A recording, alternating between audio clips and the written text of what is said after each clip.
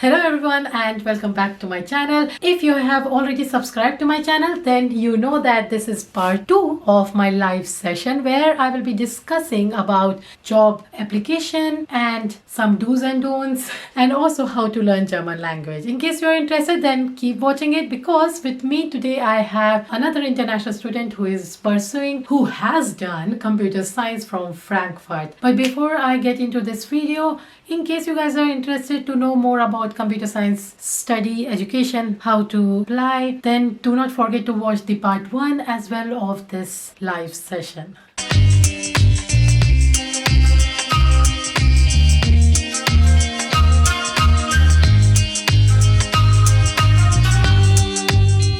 We have Philips. He is a computer science student living in Frankfurt. He is doing master. Now I would like Philips to tell us that what are the best universities for computer science. Then you can tell us your step-by-step process. Like you can just highlight the main step, how you apply for the university, and yeah, like the total process, like everything, and learning German then. See, first of all, selecting a good computer science course or university. The thing is, like in Germany, wherever you apply, wherever you get an admission for a computer science and you see the modules and that modules you're interested in, go ahead with it because it doesn't matter where you are. The thing is, like probably one thing which comes into picture is that if Ingolstadt University and Kaiserslautern universities are quite famous, but the thing is that it depends upon the city where you are. For example, Frankfurt, as you know, it's a banking hub, and Berlin is like an IT hub. So if you land up somewhere around Berlin or if you land up around Frankfurt, because in Berlin you have a lot of startup companies and the student job in IT is quite comparatively easy, because you get in some places like Rosenheim and all, it's quite distance and into the land, and getting a part-time job would be a bit challenging. So I mean, location is one thing which you can bear in mind, and yeah, I mean, getting admit is the main thing.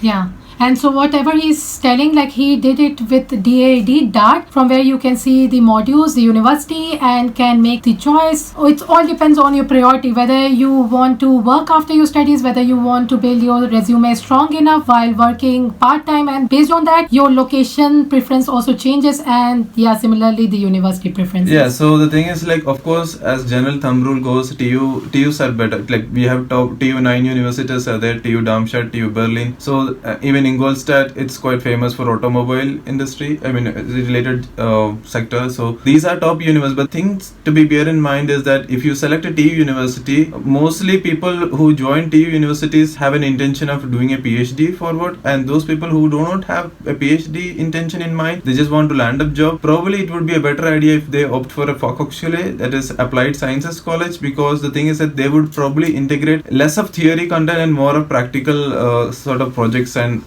things, so that it's easier to integrate into an industry soon after that. Okay, so while you were talking about the selection and everything, do you think that studying in Germany and then returning back to India has any advantage, or I will be compared to the other bigger college students or the regular students in India? Like, how is it? Do you have any idea about it, or you don't suggest that way? First of all, I would like to say I do not have an idea about that, because the thing is, like, when you do a master's here and then you go back to India, its return on investment is quite good, because the amount of money you would want to put in similar, like, I don't know about MTech courses, but in MS courses you have to put in like 12 lakhs around. So in India. So when you say 2 years, how much you had invested very less. I mean 6 to 7 lakhs. So the investment is quite low, and you will get an international exposure. And the thing is, like, probably see here, if you end up in having a good industry like Porsche or Daimler or some companies like that, if you end up in working with them, then it's quite good. I mean, yeah. So there are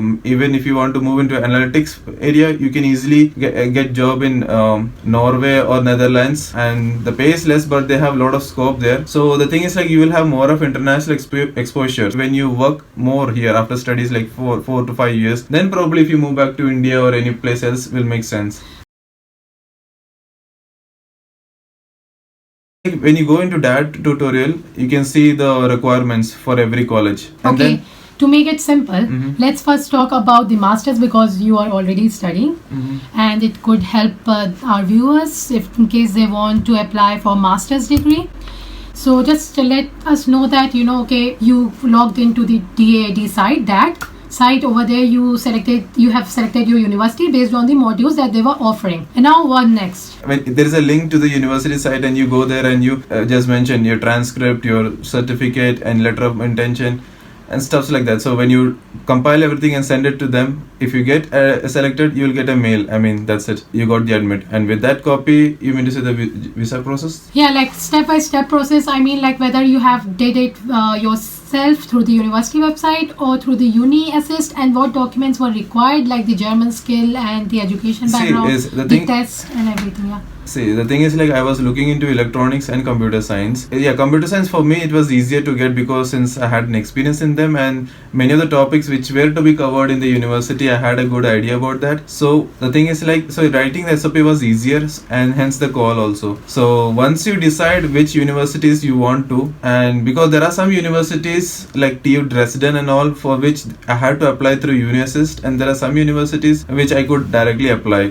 And it depends upon each universities, because I mean, one thing which is common to every university is your like bachelor certificate and transcript of records and statement of purpose. Yeah, and that's it. German skill, or the thing is, like, German skill is quite relative. It depends upon, there are some courses in Germany for which they have electives in German, so you have an option whether you can choose that elective in German or not to, or English one. So since they have electives in German, and maybe some subjects they will be in German, in automobile industry I think they have, so in those cases they might require you to have at least a grasp of A2 or B1. It is specified in their respective sites. So what you suggest, opting for German course or the English one, even if the person, like, no, if you in can't case person can knows the no, language. the thing is, like, you cannot opt for a German course. That is one thing, because you need to have German skill. The reason why they ask A1 is because it's so if a person has a certain skill like B2, C2 or so, what you will suggest, opting for the German course or the English course? I mean,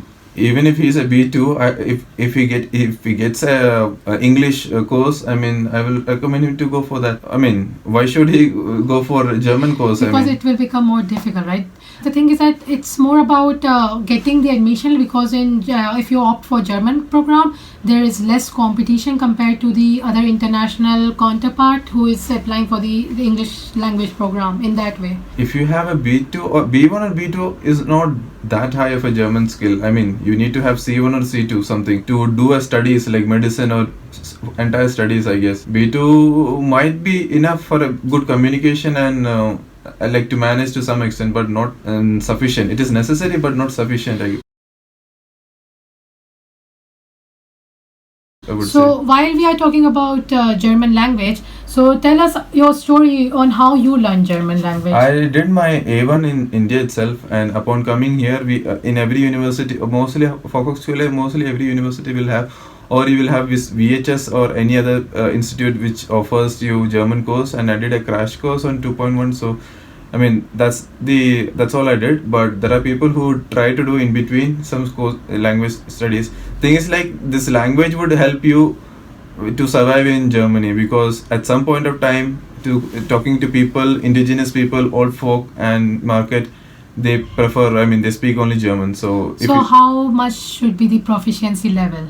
If you have an A1 or A2, that would be enough. I mean, you can survive. You will start learning bit by bit. Yeah, that's the thing. Even I always suggest you guys that to learn certain German skills meanwhile before you come to Germany, so that you have an advantage of understanding it, and later you can build on to your fluency while you start talking and communicating here, and this is how you integrate into Germany and with Germans.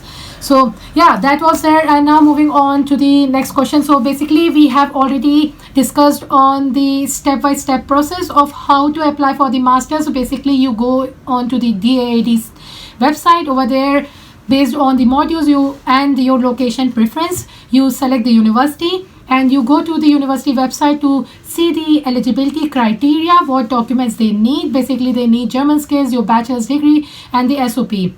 So provide all these. So while you're providing, do you need any certificate, like attested documents, or you can just simply submit the soft copy of it? I mean, normally most of the universities, they ask for attested, but it's, I mean, if you have a notarized, then it's better, because you're only giving them a copy of your certificates, not the originals. So we never know how on what basis they will reject or accept.